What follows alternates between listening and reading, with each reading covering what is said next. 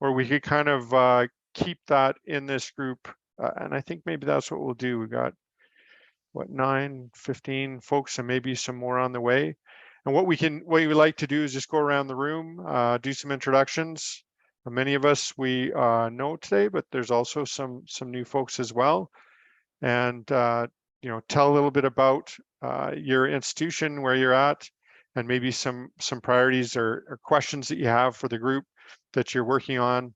One of the things that I can kind of kick it off, not to steal someone's thunder, but yeah, I'm Donald Jantz, and so I've been running this for the last couple of years. I think this is our end of our second season of doing these events quarterly. So I think it's been a pretty good success. We're also working with a number of institutions on different initiatives. One of the main initiatives that we're working on right now is to collectively purchase renewable energy.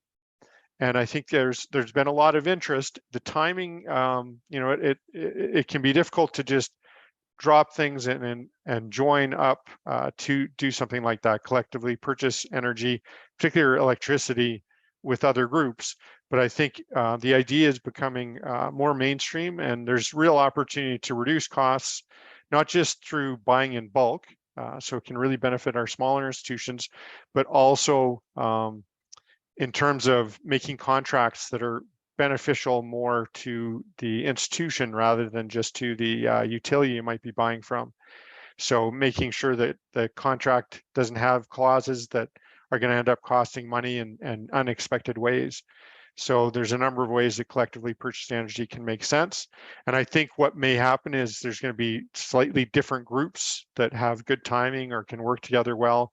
And so we're looking at that. We've also evolved from being purely around post-secondaries to also colleges, like I said, the First Nations institutes, as well as a number of school boards have joined up. Edmonton Public School Board and Calgary Board of Education are probably here this morning, but also starting to have really interesting conversations with other school boards, particularly in Edmonton, but also across the province, St. Albert, and some others that, again, they're aligned with us, and but there may be opportunities in particular for those folks to work together on some initiatives around collective energy procurement. And the last piece I wanted to speak to is I know there's growing interest in ASHE stars. I have put together ASHE stars reports for institutions in the past, and some folks are really advanced at that, but it's becoming a really valuable tool as the federal government and even some provincial governments are requiring increasing amounts of reports around sustainability. ASHE stars is extremely comprehensive, covering not just facilities types issues, but also academic research and more strategic in terms of having a sustainability policy or sustainability procurement policy that can have a real impact on an institution's ability to take on sustainability. So if anybody ever has questions about that program or what it would look like for your institution, please feel free to reach out and we can share that. So again, I think we'll go around the group and you can do something similar, maybe take a little less time. Sorry if I took a bit more time to tell about what's going on in your institution and what maybe you're involved in right now that's of high priority for you. Michael at University of Alberta. How did I end up first? Oh, welcome everybody. Mike Verstega. I manage the Energy and Climate Action Group at the University of Alberta. Just recently went through a name change just to capture somewhat of our new direction in terms of sustainability. We used to be called EMSO, or Energy Management and Sustainable Operations. Really the focus is the same, but we're really looking at the climate and energy aspects of our business. And we have a new, well, not totally new, but a sustainability council that looks after a lot of the softer skills around sustainability, the academics piece, engagement, education. So we've kind of split the houses, but still work together in the same boat. What I'm primarily working on right now is finishing up or really working with the utilities group in a master energy plan. So that's more from a supply side of the house. We are a regulated utility, so we're really looking at how we can decarbonize our supply of utilities to the campus. And that is working in parallel with our energy reduction plan that I just completed. So we have our supply side and demand side working hand in hand, not against each other. And working with the Sustainability Council right now in our submission to the Times Higher Ed impact rankings. And when we talk about, type of reportings, I mean, that's something we work on, as well as the STARS. So we have been participating in that for several years. And, something to just be aware of. There might be some good overlaps for any institutions thinking about that. They do touch on different elements for sure, but there's also a lot of good overlap as well. So highly recommended the ASHE STARS on your sustainability journeys. So that's it for me. That's great. Thanks. Lots of interesting work going on at U of A, and I appreciate that update. I have some questions, but I think we'll save those for later. Georgina Altman from Lakeland College. Hi there, thanks. I'm just brand new on the call, so Lakeland is fresh on our journey of exploring our best approach, I guess, to sustainability. So I'm listening avidly to some of the terms and kind of diving in as to what our best approach is. I'm hoping to, I will have a baseline report for our board by May of this year. So just sort of gathering as much data as I can to make sense for us. And from there, we'll be planning kind of our course forward from there. So I'll just leave it at that. Absolutely. Excellent. And welcome. And thanks for starting this journey and reaching out and being available to attend. I think there's lots of expertise in the room. So if you ever have any questions, let us know. And particularly as you gather data, that's something I have a lot of experience in on a couple campuses or a few campuses. So best of luck with that. It certainly is a lot of work, and it's exciting place to be. Thank you. Appreciate that. Cody. Hi there. Thanks for having me. This is my first meeting as well. My name is Cody Field. I'm with the City of Calgary's Climate and Environment Business Unit on the climate program team. Recognize a couple of names here, but this is my first time on the call here. The city just recently had our climate strategy updated and approved by City Council in July.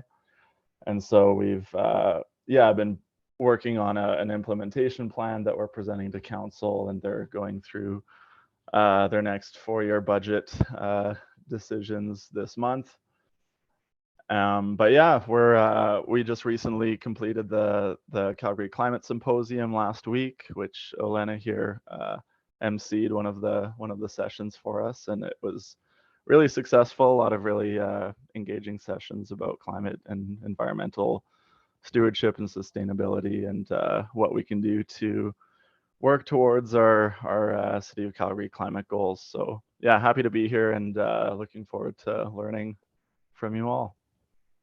Welcome. Thanks. Yeah, thanks for making it out. And again, City of Calgary is a great partner in this, and the benchmarking work that you're doing with a number of institutions in Calgary is really great. So look forward to that budget being a good one for you guys. Katie from Concordia. Thank you. Hello, everyone. My name's Katie. So I'm with Concordia University. I run the Center for Applied Renewable Energy, which is a center just to bring renewable energy education for the students and Concordia faculty. And on top of that, I am also working on the climate action plan with Concordia, which we have been putting it in line with the event to eventually get the STARS rating that we were talking about earlier. But so we are also considering the collective renewable energy purchase, but we are very early on our sustainability journey. So yeah, thank you. Excellent. Welcome. Yeah, and all those things are put you in a good place for starting that journey. I think you're well on your way in that initial stage. So congratulations on that and welcome. Aaron from Red Deer Polytechnic. Good morning. Yeah, Erin Beddoes from Red Deer Polytechnic. Our big go-tos are net zero energy for 2031 and net zero carbon for 2041. So we're actively pursuing some of our options and just coming up with a game plan.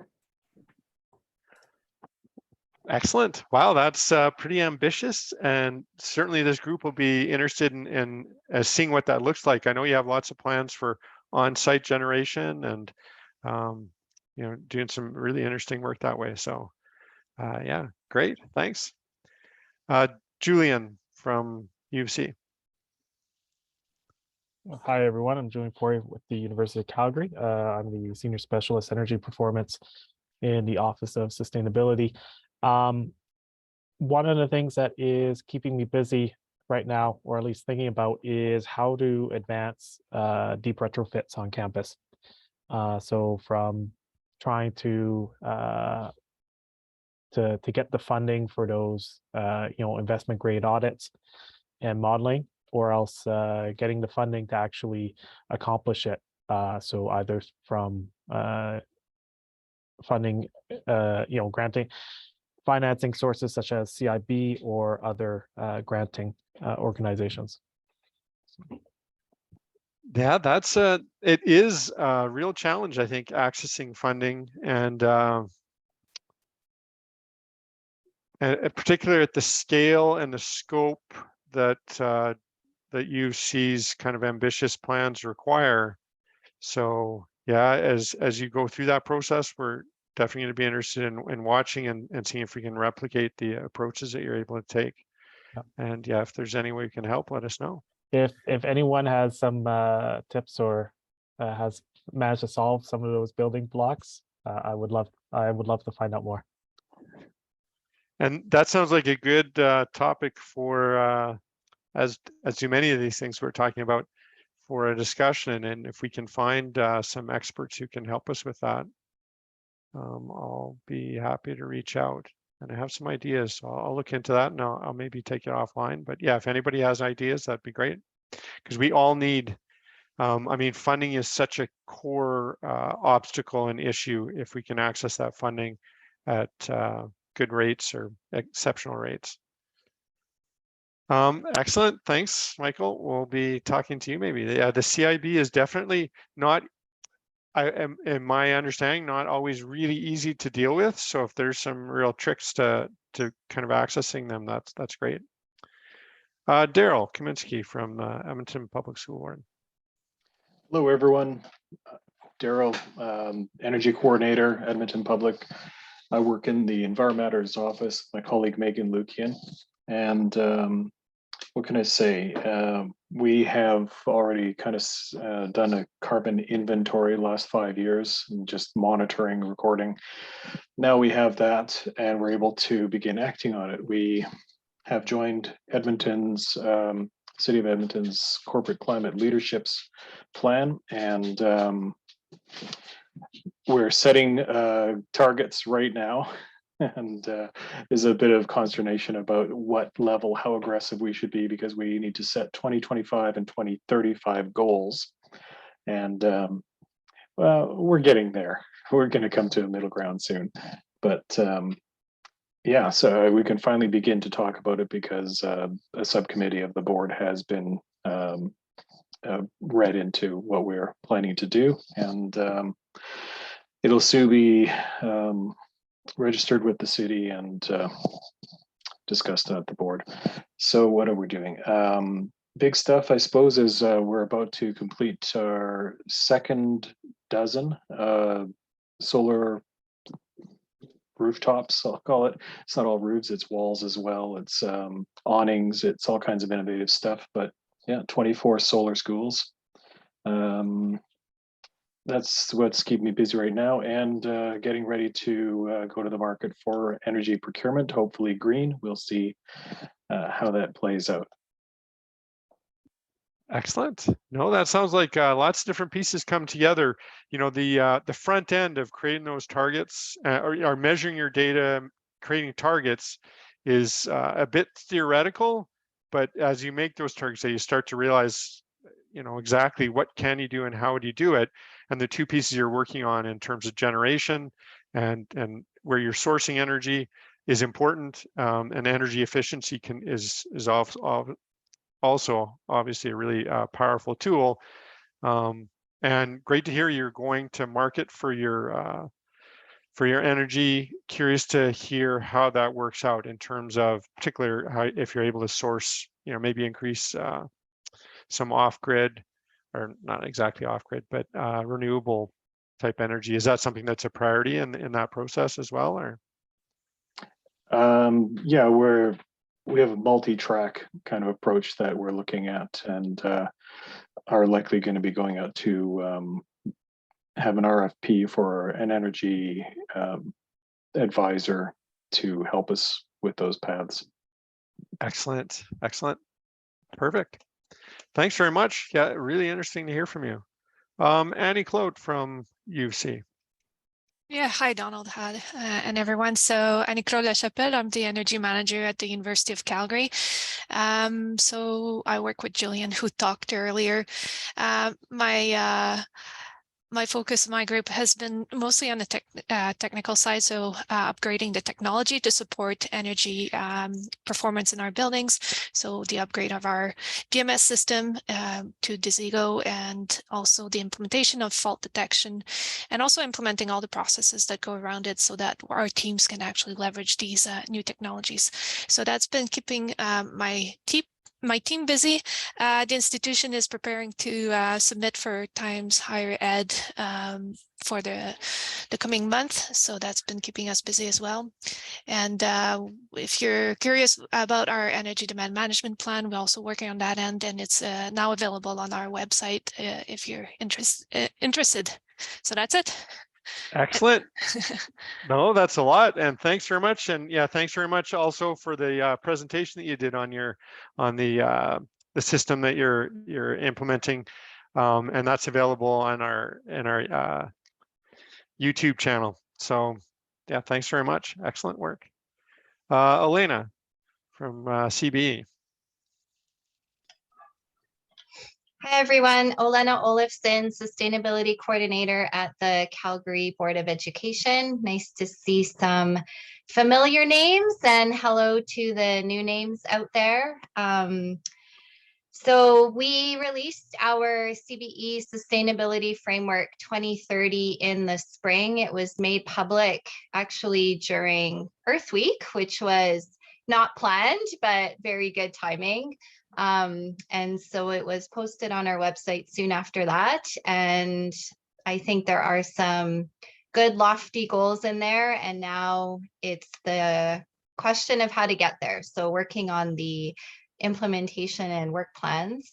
And so a question that is on our mind in facility projects, and maybe some of you have some good information, or maybe we can even do a brainstorming session in future, Donald, is on how do we address space heating in existing buildings that is emissions free? I mean, electricity and heating of our buildings are our two largest footprint areas. And so how do we address both of those without spending a ton of money?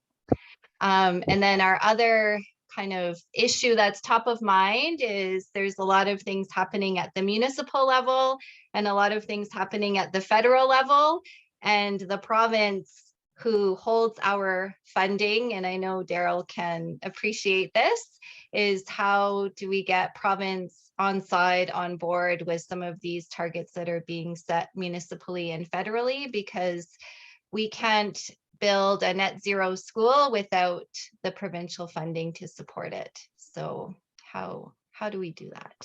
Anyways, those are kind of the two big items on my mind right now. Thanks, and I'm looking forward to Amy's presentation.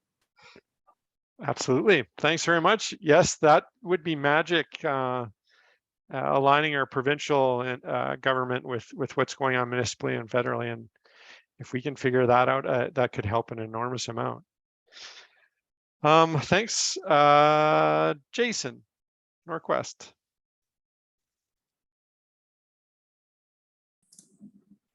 Morning, everybody.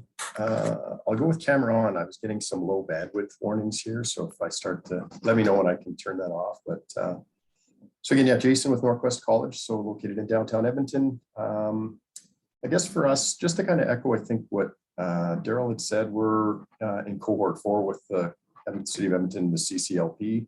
And so again, working on getting our targets together. So it's a little chicken and the egg of our reduction target. So I had a good discussion with Green Economy Canada, our consultant this week, and kind of helped me out a little bit. And like Elena said, I'm pretty excited to hear what Amy has to say on her plan, because that's what we're trying to work on right now at Norquest. And then Annie Claude talked about kind of technology. So our buildings in downtown Edmonton are pretty strong performers, like they're newer buildings, and so they've got pretty good foundational infrastructure there that's efficient, but it's really trying to take that next level with some fault detection, energy management, some virtual metering to kind of see where our energy is going and how we can be better and reduce our energy. I think you touched on earlier the VPPA, so some discussions ongoing there to see how that works out. And I think the other one, again, is just around waste management. So not necessarily energy specific, but we completed a waste audit here a couple of weeks ago. And we had some pretty good gains from where we were a year ago. We implemented an organics stream. So we went from about a 6% diversion rate, which is quite poor. We're up to about 28% now. So there's still lots of opportunity to get better, but happy to share that we've made some gains from a waste management perspective. So that's Norquest. Nice, excellent. Yeah, nice to hear that you've been able to, divert some of those organics. It's a big step, and yeah, also looking forward to the VPPA, the opportunities that present themselves that way, particularly with high performance buildings. It could be a really powerful way to drive some reduced emissions, and I know you already have some of that set up, but yeah, if we can collectively construct something as well, there's really interesting benefits that could come from that. Especially if it can actually reduce costs at the same time, which seems to be a strong possibility. Does Norquest have in mind to do a STARS report or a form of that?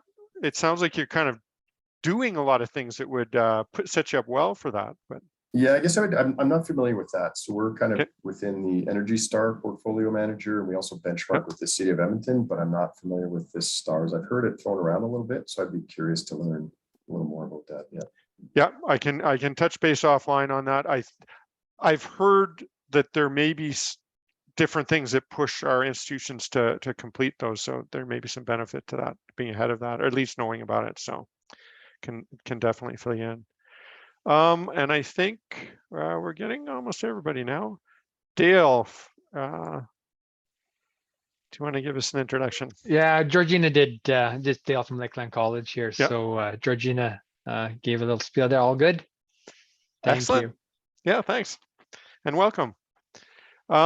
Terry. Good morning. Thanks, Donald, and good morning, everybody. So first of all, this is kind of my first meeting. I know Donald and I have had some conversations, but it sometimes is a little bit challenging to make the times, but really appreciate the opportunity to be here. I am the Associate Vice President of Facilities Management for Saskatchewan Polytechnic. So I think I'm the only one from Saskatchewan at the table here. So that's a big shoe to fill, but we've got some pretty exciting opportunities going on in Saskatchewan. We are currently, our provincial government at the throne speech last week made a public announcement about the potential of a new Saskatoon campus. Currently, we have a Saskatoon campus that engulfs 11 different buildings throughout the entire city. So we are fairly well scattered, looking at amalgamating and merging those areas into a smaller footprint at one location. So we're just kind of starting on the sustainability journey ourselves, but really interested to kind of hear about those opportunities and stuff in terms of how we can kind of incorporate that as we see our vision for a new Saskatoon campus, but as well as we have 3 campuses in in other cities. So Saskatoon, Regina, Moose Jaw, and PA are our 4 locations. And so also looking at the sustainability part for those other ones for existing space, which sometimes are the bigger challenge than starting from scratch. So anyways, a pleasure to be here. Yes, and welcome. Thank you for being able to come. Really appreciate that representation from Saskatchewan. We're hoping to grow that. Had some really good conversations with in Manitoba as well. University of Manitoba, I think they planned to be here, but they might not have been able to make it on short notice. So yeah, we're getting some really good representation from across, the prairies, as well as we often have folks from Ontario and BC. So appreciate that. Jillian, would you like to introduce yourself? Sure. Jillian Henderson from Climate Challenge Network, and I've been working with Donald on this community for a while, been around, and we focus on energy efficiency and getting to greenhouse gas emission reductions, and are running a kind of sister project with Ontario colleges as well. Excellent. Yes, and thanks for all the support you've given this group. In the minutes, or in the the agenda for our meeting today, I've got a link. Climate Challenge Network is holding a seminar tomorrow, and there's a Zoom link there if you'd like to attend it. It should be quite interesting. So again, I think that's everybody. Is there anybody that I've forgotten? No, I don't think so. So thanks for those introductions, and thanks for going around the room. It's really interesting, I think, for us all to hear what's going on, and it's in our different institutions.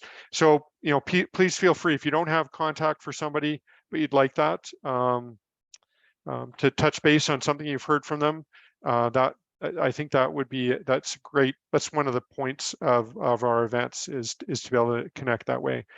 We can learn so much from each other and from these conversations. I guess our final introduction is from our presenter today. So thanks very much to Amy from Bow Valley College. There's a lot of really interesting things going on in sustainability at Bow Valley, and have been for some time.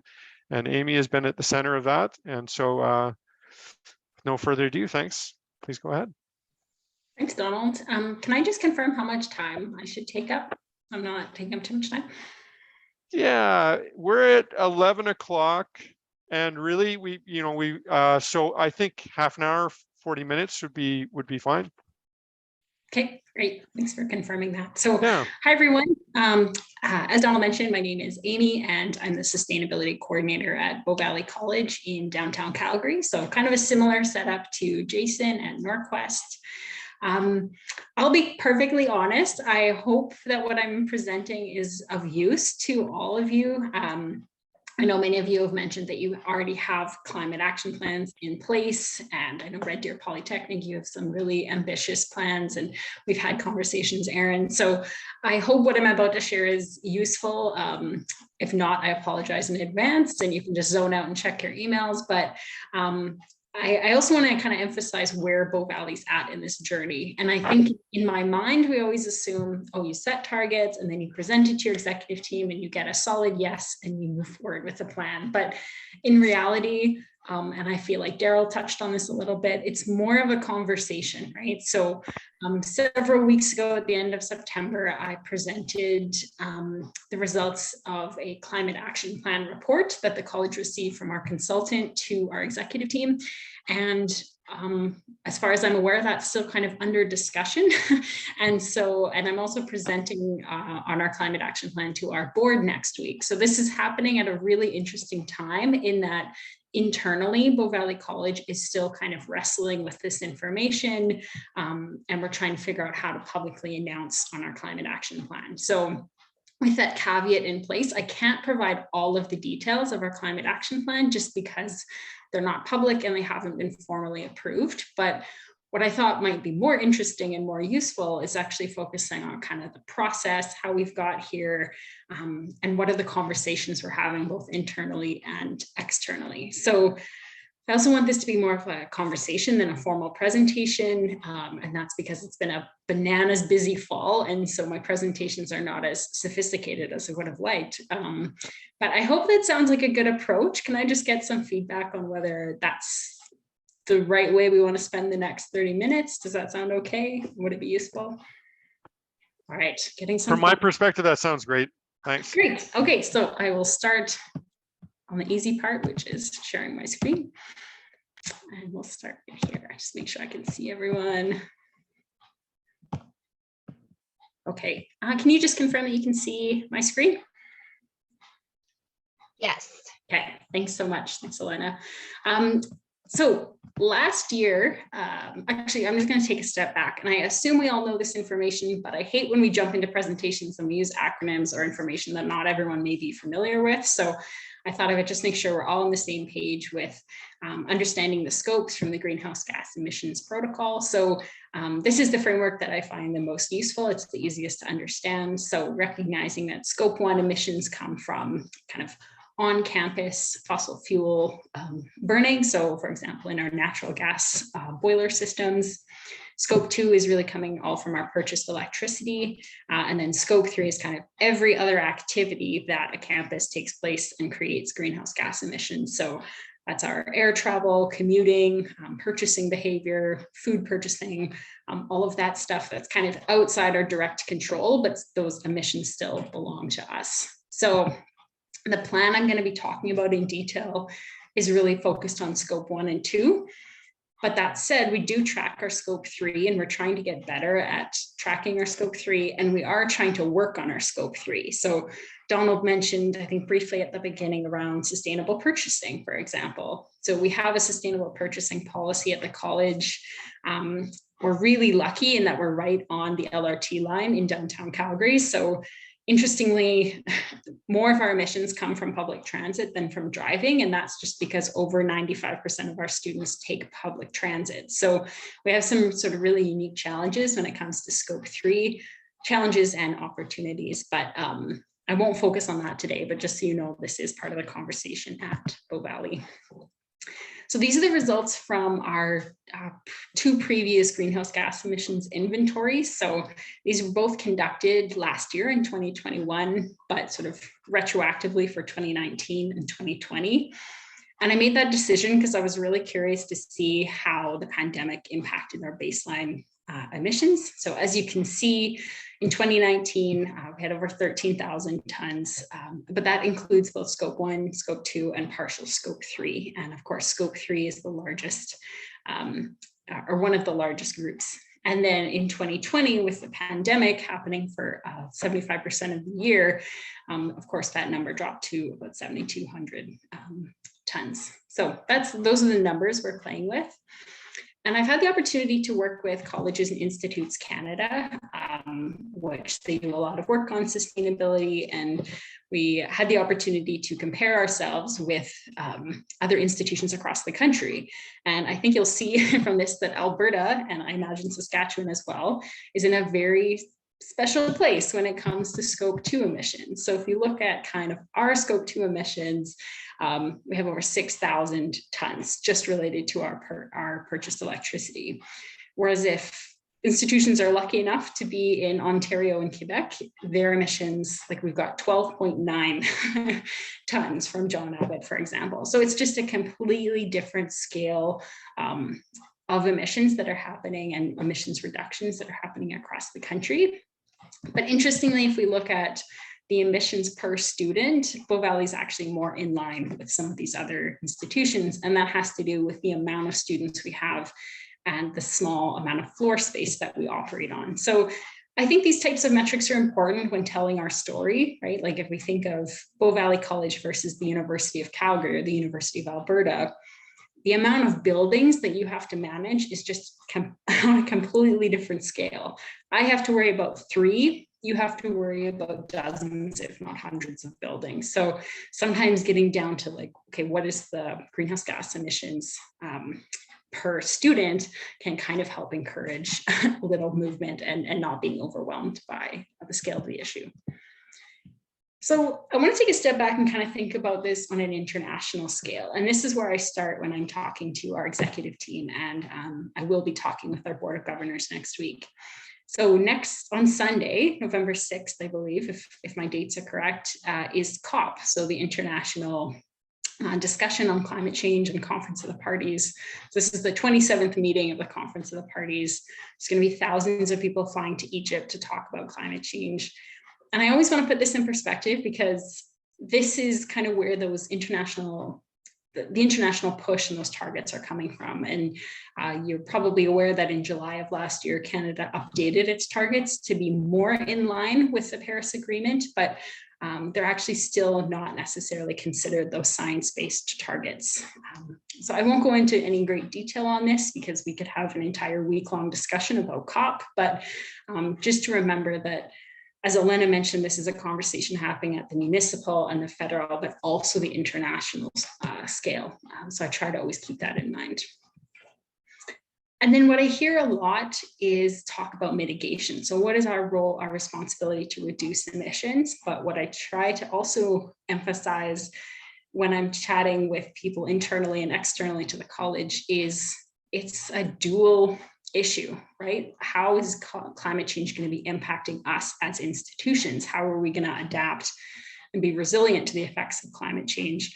And I think Cody will be happy because I'm going to share something from the city of Calgary in a slide here, but emphasizing kind of the difference between a 1.5 degree warmer world and a 2 degree warmer world is actually substantial, and particularly here in Canada. I think for a number of years, we kind of thought we were a bit immune to the impacts of climate change because we have so much space. We're not a small island nation, but I think that idea has slowly been worn away, especially with this 2019 report from Environment and Climate Change Canada, which really emphasizes that actually Canada is in a much worse position than we thought we were, and we're actually warming faster than the international average. And particular to Alberta and Saskatchewan, if you look on the map here, the prairies are warming faster than even the rest of Canada. And of course, the Arctic is warming faster than we thought previously too. So I try and emphasize this not to scare people, but just to say that we're actually warming one of the fastest places in the world. And so we have a commitment to try and reduce our emissions, not for any kind of fluffy reason, but because it's important and we have that responsibility, but also we have a responsibility to make sure our campuses are actually resilient to climate change because we're going to be facing the effects of it. And I think we already are in a number of ways. So when I think about climate action, I'm thinking in terms of this mitigation and adaptation frame with really focusing on resilience at the center. Although you won't see a lot of this language reflected in our plan, I think this is the language that I approach climate action. And I always try to emphasize that education is that sweet spot between mitigation and adaptation. So as educators from so from kindergarten all the way up to university and some postdocs, we have kind of this opportunity to weave climate action, not just into our operations, but also into the academic side. And I recognize, I don't think any of us work directly on the academic side of our institutions, but I think it's really important that internally we have those conversations to recognize that we're quite siloed as institutions, and climate change is sort of demanding that those silos be knocked down. And not to say that that's easy, but I think it's a really important approach. Sorry, I do see some things in the chat. I won't check it yet, but if there's any questions, please feel free to just interrupt me. It's a really small group, so we can do that. So something I wanted to kind of share, this is a slide that I showed with our executive team, is well, how is climate change going to impact Bow Valley College? Like, let's localize it and make it real for people. So I think it's fairly obvious that we're going to have an increased likelihood of weather disruptions, right? So Bow Valley was actually flooded in 2013. It really disrupted our work. We'd actually just renovated our West Campus, and then 2 months later it flooded. So that's a huge setback. And I think we need to be mindful of how things like flooding and extreme storms, but also smoke in the summer are impacting our students and our buildings as well. And I also try and localize it, like what is actually happening in Calgary, not just Alberta and across Canada. one that's really relevant for institutions that have a lot of international students like Bow Valley is shifts in migration. So thinking about the types of climate refugees that Bow Valley is already receiving, although we don't necessarily talk about it in terms of climate refugees, but just the sheer amount of millions of people that are going to continue to be displaced. They need to go somewhere, right? And we need to have spaces that are safe and kind of recognize the sheer amount of kind of geopolitical upheaval that's happening around the world because of climate change, either directly or indirectly. And the last way, which I think is probably the most obvious, is also the carbon tax, right? So thinking about how it's going to be more and more difficult to not decarbonize when it comes to finances. So we know that the carbon tax is increasing by $15 a ton per year. So every April, that number is going to increase. So recently I did a bit of an assessment to see what this means for Bow Valley. Again, I'm really trying to localize this conversation. So the blue dots are the actual amount of carbon tax that we've been paying. Of course, 2022 isn't over yet, but I did extrapolate to the rest of the end of the year. And then I just extrapolated this trend line out to 2030 because we know that it's going to increase linearly. And so by 2030, it's likely that Bow Valley is going to be paying $350,000 just in carbon tax on our utilities. So this isn't utilities in total. This is just carbon tax. Donald, did you have a... Yeah, is that assuming that, you know, you're basically your consumption of energy kind of stays the same and the sources and mix? Okay. Yeah, Perfect. So this is kind of like a cautionary tale. If we don't do anything by 2030, this is what we can expect to pay on our utilities. And I recognize that a lot of our budgets are in the millions of dollars, but it's still a chunk of change. And I just think of the amount of faculty that we could hire, or student services that we could offer with that money. So I think of it as a way, let's avoid those costs as best as possible. So with all of that context, I hope it was helpful, or at least useful a little bit. In February of this year, we commissioned Integral Engineering to develop a net zero roadmap for us. So I kind of use the terms climate action plan and net zero roadmap interchangeably, depending on who I'm speaking with. Technically, it's a net zero roadmap because it doesn't include all of the other things that come along with the climate action plan, like how is this being incorporated into academia and that kind of thing. So how I describe it is kind of, we know we need to take action on climate change, and we know the goal to be net zero by 2050 at the latest, and to be in accordance with the Paris Agreement. What we really wanted to know is how is Bow Valley College going to get there? So Integral modeled future carbon emissions, future energy use, and of course the financial analysis taking into account the carbon tax. So of course, all three of these things are unknown in the future, like all future, it's unknown, but we really wanted to get a sense of, okay, which actions are going to get us to net zero the quickest and the cheapest. I also want to highlight, though, that we didn't just focus on those three parameters. I also asked Integral to assess each of the potential action pathways according to these qualitative parameters, because I think we know how decisions are made at post-secondary. It's a lot of it is financial, a lot of it is kind of realistic, is this actually going to happen? But so much of decision making is also being influenced by these factors. So technological feasibility, is it fairly simple to enact, especially if you don't have sustainability staff and if you're doing this as a facilities person off the side of your desk. Reputational risk, I've talked about climate resilience, also campus disruption, right? So is this going to cause a lot of construction that's going to impact our teaching schedule? So we tried to also incorporate these kind of qualitative parameters into the decision-making process, which of course, as I mentioned, is still ongoing. So essentially, we have three buildings in downtown Calgary. We're all in the same city block, and our South Campus and North Campus buildings are connected by what we say in Calgary is a +15. I think in Edmonton, it's a pedway. But essentially, we're a very small geographic scope, which is quite nice. The top left is our West Campus building, which is the smallest.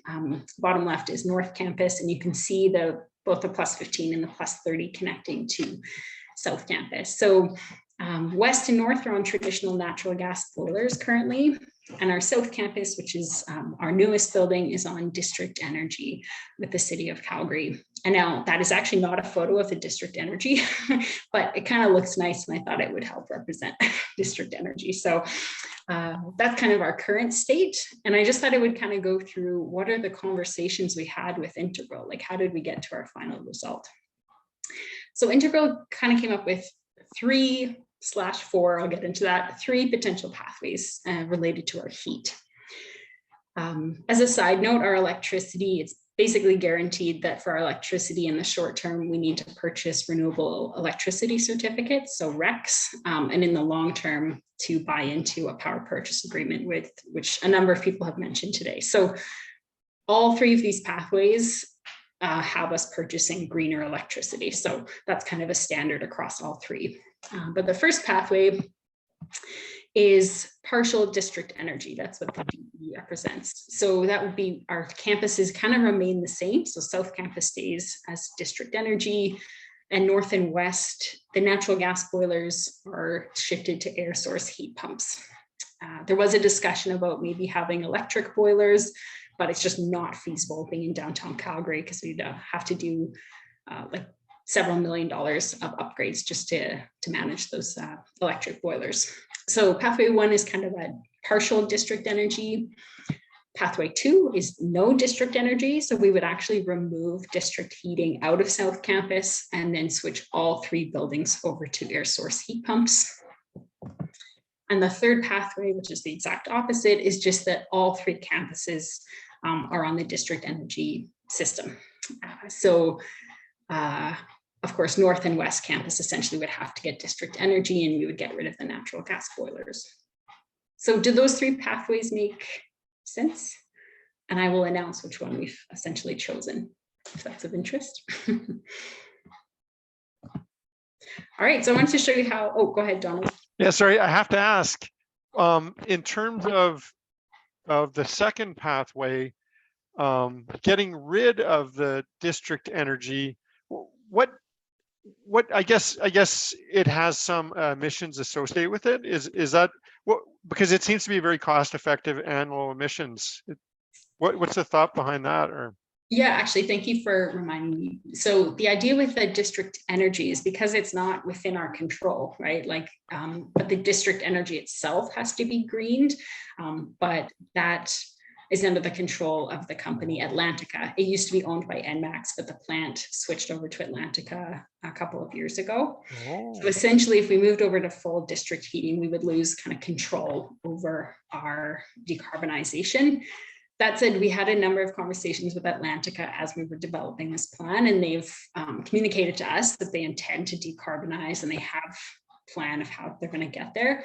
But the idea with the no district energy is just that the full control would be back within Bow Valley College's walls. So does that make sense? Yeah, that makes sense, and it's quite interesting. I hadn't understood, that Atlantica. I've never heard of Atlantica.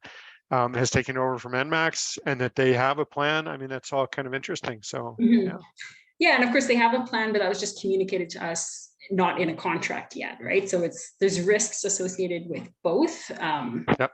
But I mean, if they follow their own plan, it makes it much easier for us, but we don't have control over their own actions. So yeah, thanks for asking that. That was helpful. So I just wanted to show you kind of the spider graph of why we chose, as you can probably imagine, pathway number 3. So that's to move towards full district heating. So if you haven't seen these spider graphs before, they're very helpful to just kind of, if you're balancing a number of parameters. So the larger the surface area and the more equal it's kind of covered across parameters, the better. So pathway 4, which I didn't discuss in great detail, is the electric boiler option for all 3 campuses. And it wasn't technologically feasible. It's really expensive. So you can see why it was kind of not deemed as an appropriate pathway. And pathway 3 with the full district heating kind of hit the mark on all of the parameters that we think are important. So the PSC that you see on all of these is political, social, and environmental. So kind of the wider context and those qualitative parameters are kind of all captured in that one PSC parameter. Hope that makes sense. And this is my last slide. So just to kind of show the same diagram of the spider graph diagrams over time. So pathway 3, which we want to pursue, is that blue line. So it kind of shows the quickest decarbonization over time. And our hope is that we actually can get to decarbonization net zero by 2030 or 2032 in that way. So of course, it depends on how quickly we get these actions in place, but it does help us sort of compare the pathways with each other. One thing I want to point out is that dark gray line at the top represents business as usual. And as we know, the electrical grid in Alberta is shifting. I've heard predictions that the grid is supposed to be net zero by 2040. And that was the prediction used in this financial modeling. So the idea is that even if we do absolutely nothing, our emissions are still going to go down, because if we just look at scope 1 and scope 2, 83% of those emissions are scope 2. So the majority of the emissions that are under our control come from our electricity, and that's going to be greening itself anyway, but not very fast and not over, like there's a lot that we can do ahead of that. And you think about all the amount of carbon tax we'll be paying as the grid kind of goes down itself. So I think I'll leave it there and leave it open for questions. I know that was about half an hour, but happy to answer questions. Also take, if you have feedback for me or suggestions. Of course, this is kind of a messy process of figuring out how we move forward, because the question I'm trying to answer now is, okay, how does this get paid for, right? And of course, that's outside of my pay grade and my decision-making capacity. So what Bow Valley's trying to figure out right now is, okay, how do we move forward with this? Do we have a specific fundraising strategy, and who needs to be at the table when we're having these discussions? So yeah, I think I'll leave it there and open it up to comments or questions. Thanks so much. I think there was an outstanding presentation. Really appreciate the kind of the holistic approach you took to it, and understanding your process, I think, is really valuable as we all are kind of approaching this. How does it work? How do we get these things done? One question that Elena asked was what was included. Maybe you addressed this, but I'm not sure. Which scope 3 emissions did you include? What was your parameters? Yeah, and I jumped the gun on the question because it was in the very next slide. Was so it? I think, yeah, I think Amy, you answered it because it was in that slide that you compared all the colleges against each other. Those must have been your scope 3 in that list, right? Yes, yeah, I'll reshare that screen so you have it. So yeah, we did essentially I chose the ones that I knew I had data access to. Where I'm actually just about to do our 2022 greenhouse gas emissions inventory, and I'm going to try and include purchasing and food in it as well. But essentially, yeah, included student commuting, staff commuting, business travel, waste, and water, because that's the data I had access to. Right. Yeah. Okay. Thanks. And that's often the, yeah, go ahead. Sorry. No, I was just going to say I appreciate the challenge of what scope 3 to include, and then wanting to include more, and how that'll affect your comparison over time too, because we came across that when we were updating our greenhouse gas emissions inventory in 19 and 20 as well. Yeah.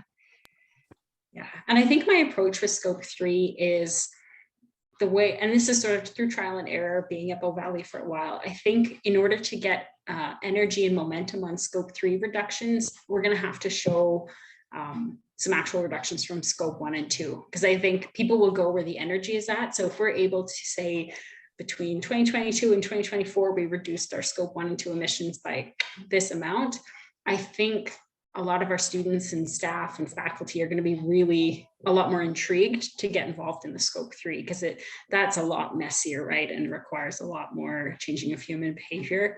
So that's my approach is, okay, let's build this some energy for scope 1 and 2, and then kind of turn our attention towards scope 3, but do what we can in the interim.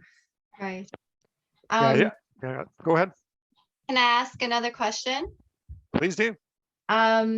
Do you have an idea of what some of the, like maybe high level, what some of the retrofits would be required in your buildings in order to go full DE, or do you have that scoped out yet, or yeah? No, we don't. So about 5 or 6 years ago, we did explore the idea of expanding district energy to North Campus, but I think at the time, it was NMAX at the time, didn't necessarily have the capacity or something. So no, I guess the simple answer is no. And that's where we're kind of at, is just the scoping of, okay, how much is this going to cost? First of all, is this actually technologically feasible? We think it is, but we need to do some engineering assessments to get there. Right. Okay. Thanks. Would the expectation be that going to the district energy fully would actually reduce your costs, or there's upfront costs, or is it basically similar or the same, or what's the financial kind of obstacles and opportunities? Yeah, like everything, it's complicated. And I can't go into too much detail as to why that is, but currently we're kind of overpaying for our district energy in South Campus. So it's hard to say whether that's going to continue into North Campus or whether we're able to negotiate a better contract for ourselves ultimately. So, and I will say I would appreciate if this doesn't get shared too far out, just because we haven't, I haven't got approval from our Board of Governors. And this, of course, has to be a conversation with Atlantica, and then the city's also talking to Atlantica. So just all of that with a caveat to say it's still under discussion, but this is ultimately the direction we're thinking about going. I appreciate that. Yeah, and that makes a lot of sense. Thanks for sharing what you have. Then I when I ask the question and get that, I totally understand, and I'm sure we can keep that quite confidential. But thanks for being willing to share this. Jason. Yeah, I guess first off, Amy, well done. That was awesome. Good presentation, so good information. And maybe I missed it, but so where are your targets? Like, maybe you can't share, maybe you can, but where are your targets going, like for 2025, 2030? Do you have that figured out yet? Yeah, no, you didn't miss it because I wasn't very clear. Essentially, what we've decided to do is we set like net zero by 2050. That's our target. And how do we get there? And in the process of saying, how do we get there? We realized we can get there a lot earlier than 2050. So I would say we still haven't set that exact date because it kind of depends on a number of these factors that we've been talking about. But my goal would be, like, if we can get there by 2035, 2040 at the latest, that's a win. But currently what we're sort of saying is that it's still net zero by 2050, but we're also saying we hope to get there sooner. So does that make sense, Jason? Yeah, no, that's good. And I guess that's what Daryl and I are struggling with as part of the CCLP. Well, I guess I won't speak on Daryl's behalf, but like that's what I'm struggling with, is just the target, because we need to come up with a target for 2025, which is pretty quick, and then 2030 or 2035, right? And so what's that number? Is it 40% by 2035? Is it 80%? And so I was just curious if you'd kind of itemize, okay, yeah, here's our goal. I get it, 0 by 2050. And if we can do it sooner, great, but I wasn't sure if you kind of come up with the hard numbers yet, right? So yeah, I think what I've learned is that Bow Valley would rather like do our due diligence and say something very precisely or not at all, right? So I think for us, it helped to just say like, hey, we know we have this guiding light, which is by 2050. Let's figure out how we get there, and then we can announce specific targets rather than setting specific targets. But I think it's different for every institution. Like, some institutions find those targets really inspiring and motivating. That's not the sense I get from Bow Valley. I think what they find motivating is, oh, there's actually a pathway forward. Let's pursue this. Yeah, no, and that makes a lot of sense. And the district energy is a pretty cool idea. I know I've heard rumblings that the city of Edmonton, there is no district energy now, to my understanding. I think there's some talk about maybe doing something kind of at the old municipal airport facility and having a Blatchford tie into Nate. So I think that's a piece. And then there may be something in downtown, but the challenge we have at Norquest is we're newer buildings. So all of our equipment it's nowhere near end of life yet. So changing that out to like air source heat pumps could be a challenge. Like, that's 25 years before this stuff is technically ready for replacement. I mean, financially, maybe you look at the cost of carbon, maybe it makes sense to change it out sooner, but yeah, that's kind of where we're at. So Yeah, and I think I found working with third party like Integral really helpful and useful because I'm not an engineer. Like, so being able to have someone that can explain these are the potential options and these are why it works or it doesn't work. And this isn't an ad for Integral. There's lots of companies that do this, but just that I found having that technical support and getting really into the weeds of your own context, right? Like this plan is only relevant for Bow Valley College, right? It's not really that relevant for everyone else because of your own specific context. So. Daryl? Hi. So I guess it's as much comment as it is anything else, but you're fortunate in a way that you too are in a campus model and that you have access to district energy. I wasn't aware of that, I'll call it privatization of that asset, the district energy loop. But hopefully that profit motive doesn't interfere with their greening efforts, and that helps you guys. Our challenge is kind of we're a campus inside out, right? We're distributed across 235-ish buildings right now. And you know, it seems to me that the only advantage we have is some schools have land, and you know, depending on the agreement with the city, grandfathered or not, you know, whether it's downtown-ish, we're looking at maybe ground source heat pumps instead. And I was curious to hear you say air source heat pumps. So here's the question. Did I see in your chart that you are actually going to be considering air source heat pumps? And is it because the lack of land or access to ground source?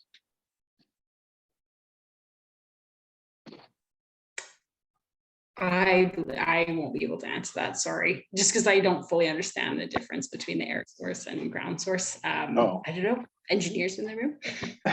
I'm not an engineer, but I have some experience. I've been talking to somebody in Newfoundland who they can't put in ground source heat pumps because the ground is too hard. I guess it's just giant rock, which I've heard. It's actually true. So they do air source. The efficiency and capacity of air source when it gets super cold is a little bit in question. They're improving dramatically in terms of technology. So I'm very curious to learn more about that air source heat pump option.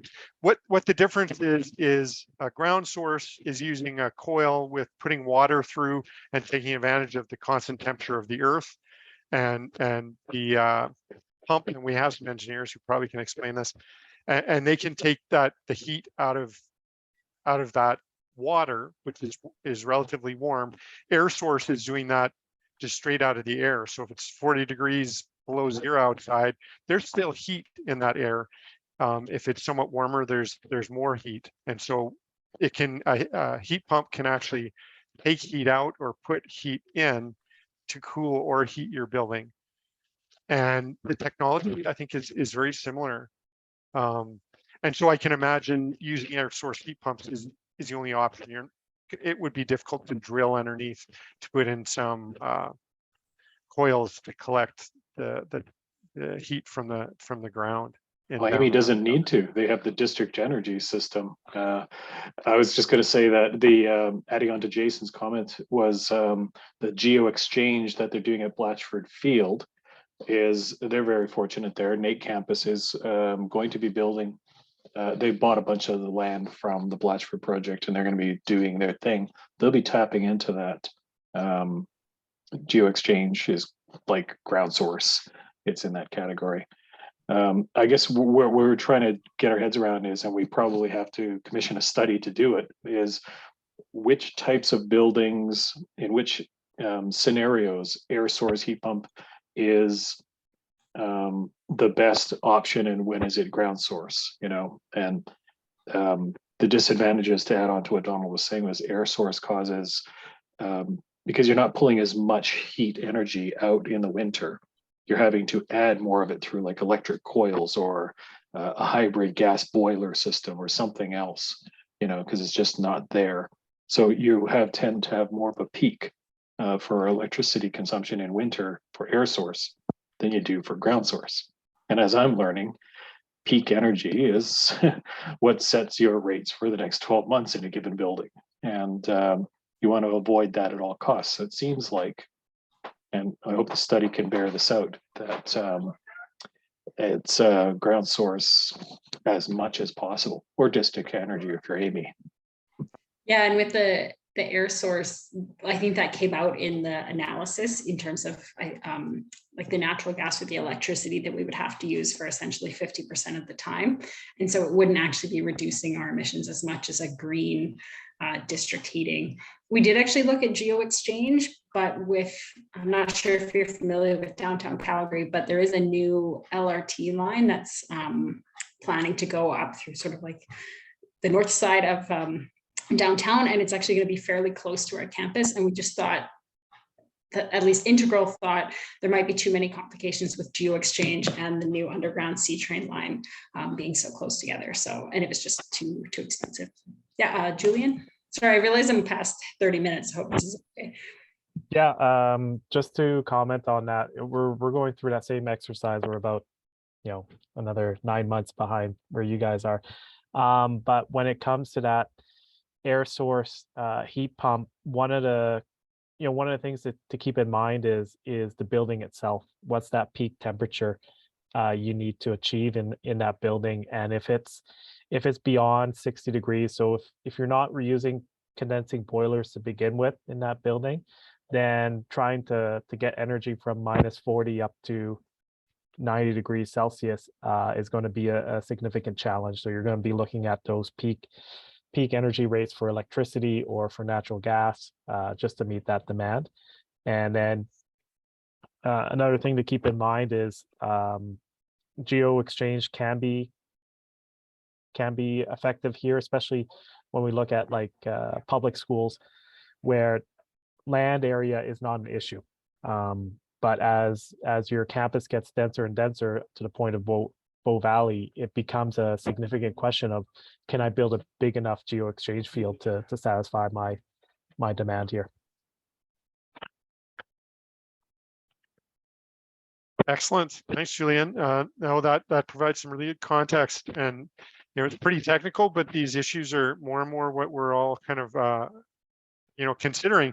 What is interesting to me is I could see that there's a bit of an interim solution in terms of collectively or VPPAs and options in that way that can be very cost effective. And then a longer term solution is, maybe our systems in our buildings change, maybe heat pumps and ground source pumps become more efficient, and they can be, longer term solutions that become really cost effective. But having that staged implementation is going to be really, it could be a little complicated, but it could be quite effective as well. I think we are coming to the end. If anybody has any questions that come up that you'd like to reach out and ask about, please feel free to contact me or Amy. I'm sure her contact information is available, or anyone else really. Be happy to do that. I do want to just talk a little bit about the collective energy procurement process. The general idea right now is that institutions are going to decide by November 15th whether they want to participate in the process, and we're still looking to have as many as possible. And at that point, there'll be a letter of intent that you can sign. It won't be binding, and I assume this is a similar process that everybody's kind of confirmed. It'll include an NDA and outline the collective energy procurement process. Part of that process then will be to do a business case that will be very specific. So yeah, thanks very much, Amy. Be very specific about what business case you want to have. We want to compare renewable energy to our other options. And as part of that, we need to know what our demand is. So we'll need 3 to 5 years of annual electricity consumption for each site ID, and then hourly for 2022. So if you are interested, if your institution is considering that, be sure to let me know and make sure you're in a place to sign that letter of intent. Your institution is able to do that, as well as collecting that data, so that when we kind of come to that point, we're able to move relatively quickly in getting the business case put together. But yeah, if anybody has any other questions or things come up, please let me know. But I think we're kind of at time. Appreciate your participation. Again, Amy, thanks very much. I think it was an excellent presentation. I'm sure we all kind of learned from it. And good luck in the rest of your process. Hope that goes really smoothly and you're able to, your institution is able to come to some conclusions quickly about the direction they want to go and put those resources in place. Thanks very much, everybody. Yeah, please go ahead, Amy.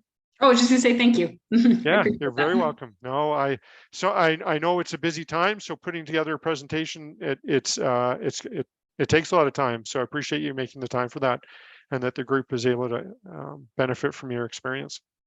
So yeah, take care, everybody. I hope you have a great day, and look forward to talking again in a few months. Thanks.